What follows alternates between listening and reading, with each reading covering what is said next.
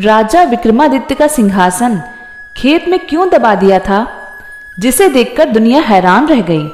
आइए जानते हैं इस कहानी के माध्यम से उज्जैन के राजा विक्रमादित्य के रहस्यमय सिंहासन का क्या हुआ। यह कोई नहीं जानता, लेकिन जब वह सिंहासन धार के राजा भोज को मिला तो मालवा का इतिहास बदल गया। इसके बाद से एक नई परंपरा तो प्रारंभ हुई, साथ ही दुनिया को सिंहासन बत्तीसी की दिलचस्प कहानियां भी मिली। आओ जानते हैं कि सिंहासन बत्तीसी के मिलने की अद्भुत कहानी। प्राचीन समय की बात है। उज्जैन में राजा भोज राज्य करते थे। वह बड़े ही दानी और धर्मात्मा थे। उनके बारे में प्रसिद्ध था कि वह ऐसा न्याय करते हैं कि दूध और पानी अलग अलग हो जाए। नगरी में एक किसान का एक खेत था जिसमें उसने कई साग सब्जी लगा रखी थी। एक बार की बात है कि खेत में बड़ी अच्छी फसल हुई। पूरी जमीन पर तो खूब तरकारियां आई, लेकिन खेत के बीचों बीच थोड़ी सी जमीन खाली रह गई। हालांकि किसान ने उस जमीन पर भी बीज डाले थे, लेकिन वहां कुछ नहीं उगा। किसान ने वहां खेत की रखवाली के लिए एक मचान बना लिया। जब भी किसान मचान पर चढ़ता अपने आप चिल्लाने लगता, कोई है? राजा भोज को पकड़ को लाओ और सजा दो, मेरा राज्य उससे ले लो, जाओ जल्दी जाओ। सारी नगरी में यह बात आग की तरफ फैल गई। राजा भोज के कानों में पहुंची और राजा भोज ने कहा, मुझे उस खेत पर ले चलो, मैं सारी बातें अपनी आंखों से देखना और कानों से सुनना चाहता हूँ। राजा भोज जब उस जगह पहुंचे तो उन्होंने भी वही देखा कि किसान मचान पर खड़ा होकर कह रहा है, राजा भोज को फौरन पकड़ के लाओ, मेरा राज्य उससे ले लो। यह सुनकर राजा चिंतित हो गए। चुपचाप महल में लौट आए। उन्हें रात भर नींद नहीं आई। सवेरा होते ही उन्होंने राज्य के ज्योतिषियों और जानकार पंडितों को इकट्ठा किया। उन्होंने अपनी गोपनीय विद्या से पता लगाया कि उस मचान के नीचे कुछ छिपा है। राजा ने उसी समय आज्ञा दी कि उस जगह को खुदवाया जाए। खोदते खोदते जब काफी मिट्टी निकल गई तो अचानक एक सिंहासन प्रकट हुआ। सिंहासन के चारों ओर 8-8 पुतलियां यानी कुल 32 पुतलियां खड़ी थी। सबके अचरज का ठिकाना न रहा। राजा को खबर मिली तो सिंहासन को बाहर निकालने को कहा, लेकिन कई मजदूरों के जोर लगाने पर भी वह सिंहासन टस से मस न हुआ। तब एक पंडित ने कहा कि यह सिंहासन देवताओं का बनाया हुआ है, अपनी जगह से तब तक नहीं हटेगा जब तक कि राजा स्वयं इसकी पूजा अर्चना ना करें। राजा ने ऐसा ही किया। पूजा अर्चना करते ही सिंहासन ऐसे ऊपर उठाया मानो फूलों का हो। राजा बड़े खुश हुए।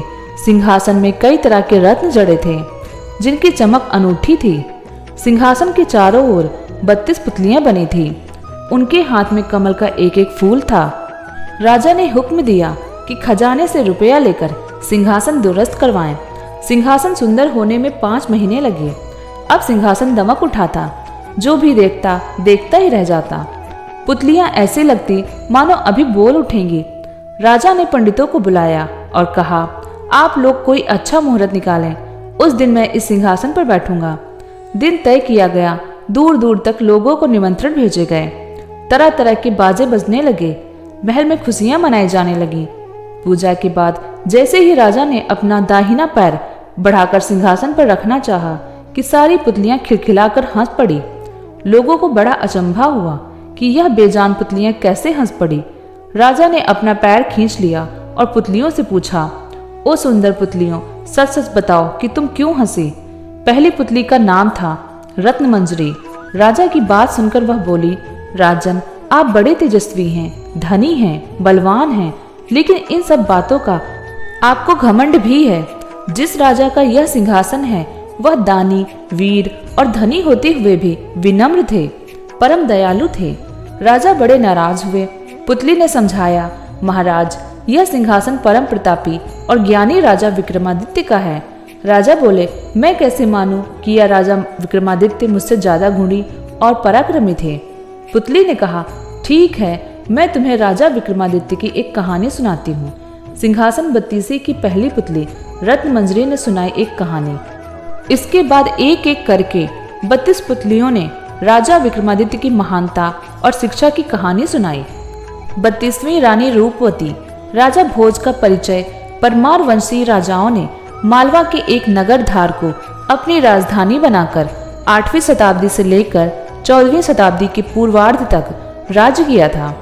उनके ही वंश में हुए परमार वंश के सबसे महान अधिपति महाराजा भोज ने धार में 1000 ईस्वी से 1055 ईस्वी तक शासन किया। महाराजा भोज से संबंधित 1010 से 1055 ईस्वी तक के कई ताम्रपत्र, शिलालेख और मूर्ति लेख प्राप्त हुए। भोज के साम्राज्य के अंतर्गत मालवा, कोंकण, खानदेश, चित्तौड़ एवं गोदावरी घाटी का कुछ भाग शामिल था। उन्होंने उज्जैन की जगह अपनी नई राजधानी धार को बनाया। राजा भोज को उनके कार्यों के कारण उन्हें नवशासक अर्थात नव विक्रमादित्य भी कहा जाता है। महाराजा भोज इतिहास प्रसिद्ध मुंजराज के भतीजे व सिंधराज के पुत्र थे। उनकी पत्नी का नाम लीलावती था। धन्यवाद।